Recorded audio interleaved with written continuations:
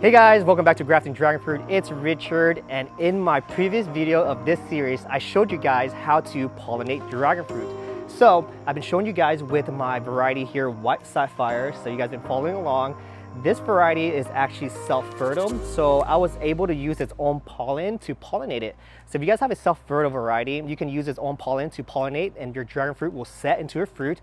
But if you guys know you guys have a self-sterile variety, in my previous video in this series, I used Desert King to cross-pollinate. So if you guys have different flowers or if you guys have stored pollen in your freezer, and if it's a self-sterile variety, make sure you guys cross-pollinate your dragon fruit or your fruit won't be fertilized and set into your fruits. So that's very important. So make sure you guys identify what type of dragon fruit you guys have, if it's self-fertile or self-sterile, so you guys can pollinate it the correct way. So this dragon fruit now has been pollinated for about 5 days now, and I like to take a permanent marker and write down the dates when I did it. So this was pollinated on September 8th. So it's been about 5 days now. And I know this fruit here is successful because there's gonna be these things, these key factors here that's gonna help you guys identify that. So the flower is gonna start to die off after 1 day. And no, that doesn't mean your dragon fruit is dead yet. But we're gonna look for this separation right here. Did you guys see the clear yellow with the green? This means that your fruit here, the base of here, has been fertilized, and that pollination that you guys did was successful. So that's why it's so important when I tell you guys to identify what type you have, fertile or self-sterile, so you guys can approach it the appropriate way. So now that I know it's set, it's been 5 days, it's totally up to you guys. You guys can now take off this flower, and what I do is I just wiggle up, down, side to side, and I just pull this right off. So in wet conditions, if you live in Florida or in a state that rains a lot, this flower here can actually get rot, and flies actually love to live in here and spawn their maggots, their eggs, and the maggots will start to eat at the flower and even sometimes go to the base of your fruit and start eating your fruit, and your whole fruit's gonna fall off. But because I live in California, I don't have to worry too much about the wet conditions or random rains happening. So most of the time I would just leave this on until it dries up and then I'll break it off.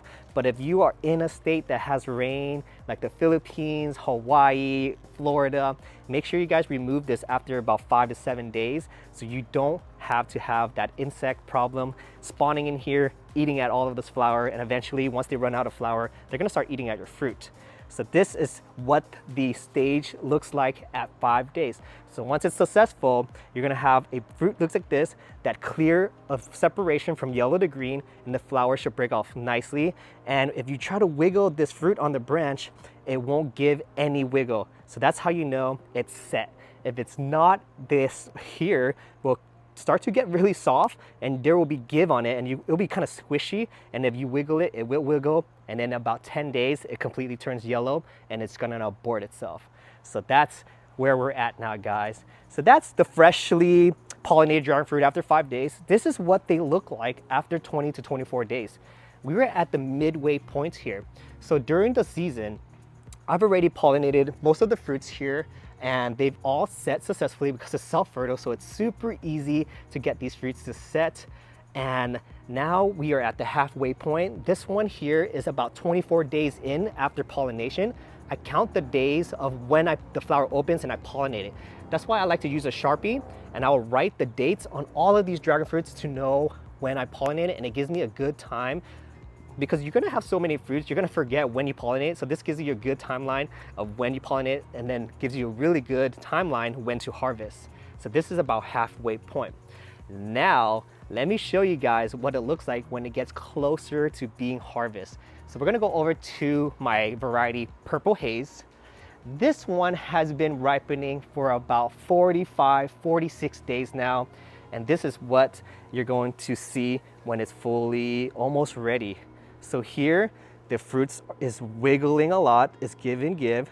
You're gonna see that the bracts here, they used to be fully green, but you can see that the red is slowly starting to take over the bracts here.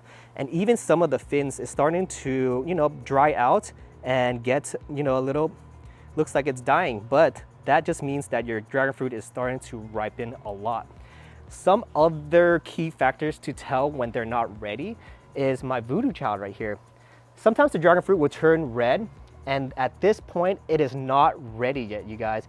You can see that it's still a lot of green at the bottom of the base, and it looks like it's ready. It's doing the wiggle test, but I know for sure this can completely be all red before harvesting.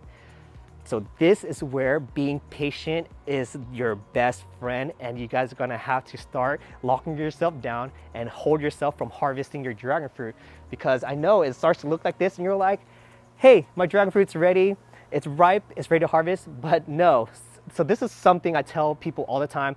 Once your dragon fruit turns red, give it about 5 to 7 more days, so that way the sugars in the dragon fruit can start to accumulate, fully ripen. You want the flesh to get plumped, because that's when the skin is gonna get thinner and you're gonna get more fresh flesh fruit than skin.